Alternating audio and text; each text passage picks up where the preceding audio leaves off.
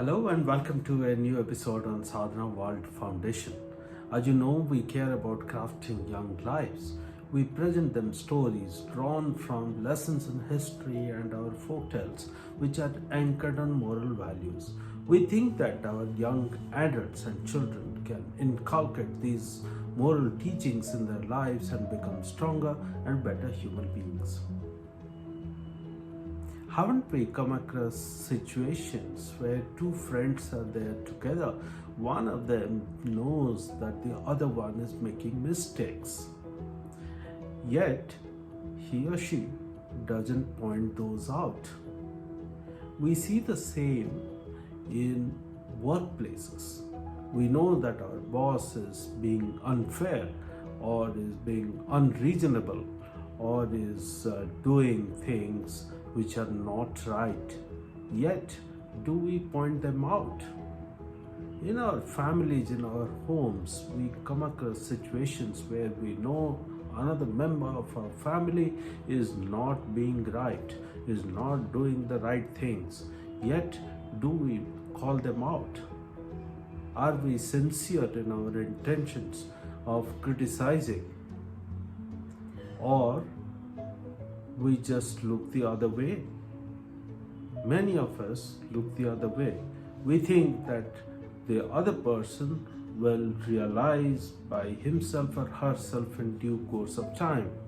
We leave it to that other person's ability and power of self-realization. Think of this mythological story from Ramayana. We all know about Ravan, the king of the demons, who was a very learned man, who was a very powerful ruler. By the power of all the worships and all the penances that he had done, he had acquired tremendous amount of extra and superpower by which he had become egoistic.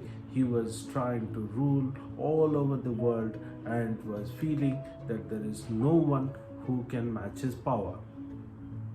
He kidnapped Ram's wife and proposed to marry her. Ravan was blessed to have a queen called Mandodari. She was also quite learned. She had huge amount of respect for her husband, yet she had the habit and the capability of telling Ravan what is right and what is not. She was able to tell Ravan things which he would not appreciate, which he would not like to hear from others. Yet she was straightforward, she was able to point them out. When Ravan was trying to kidnap Ram's wife Sita, Mandodari said, "This is not right. What you are doing does not reflect who you are." Yet Ravan would not listen to her. When Hanuman came to Lanka and created a havoc on Lanka, was able to set the entire kingdom on fire, Mandodari again rose up to Ravan and said that what you are doing is not right. You should not have kidnapped Sita. Now that you have done and you have imprisoned her, this is still time that you free her from the imprisonment and return her to her husband with all the honor and pride that you have. Yet Ravan will not listen. The war started, and that time again Mandodari went to Ravan and reminded him that what he has done is not right.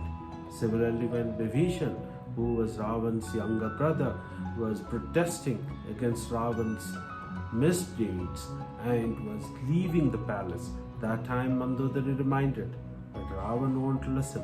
So multiple occasions were there where Mandodari was straightforward, was advising Ravan what is right and what is not, was calling them out. Ravan had enough opportunity to rectify his past mistakes, yet Ravan won't do that. And finally we know what happened. Ravan died in the war.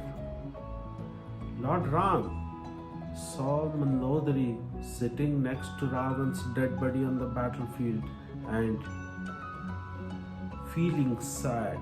And Ram then could understand the entire background. And after that, the whole civilization has placed Mandodari in a very special position of amongst the women for the activities, for her duties, for her conduct as a model conduct.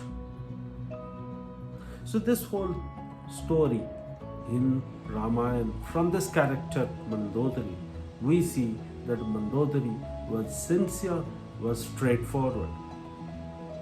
When you dip into chapter 16 of Bhagavad Gita, again Lord Sri Krishna advises all of us to practice 26 noble qualities or virtues. One of them is called Arjavam. Arjav means, it's of course a Sanskrit word, which means being straightforward. In our practical lives, many a times we see our friend, our relative, our superior or our junior in our community is making a mistake. Do we call this out? We know that we are concerned about certain laws.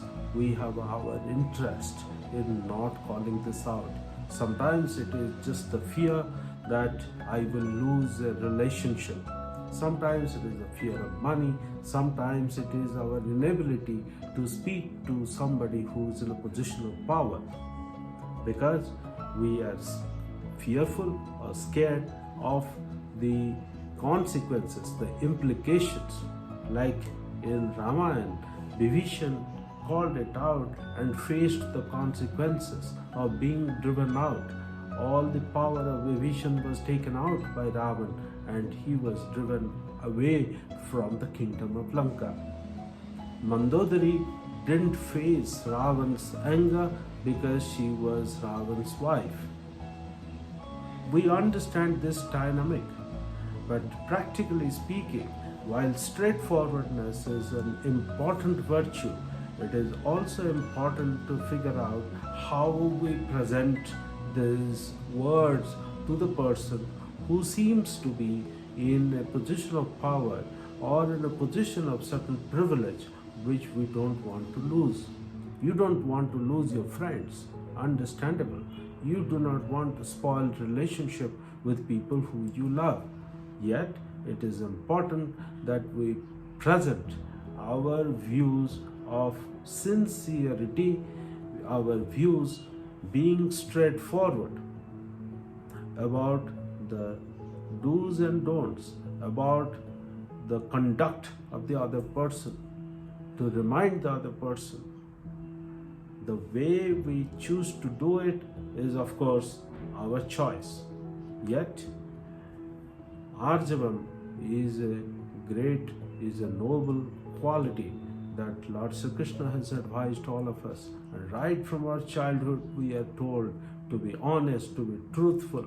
I think Arjavam is still one level higher, being straightforward, being able to position one's views or criticism, especially criticism, in such a way that the other person accepts it. Ladies and gentlemen, quite intense teachings embedded in this folk tale. It's easier said than done. Let's be straightforward. I look forward to our future conversations. Thank you very much.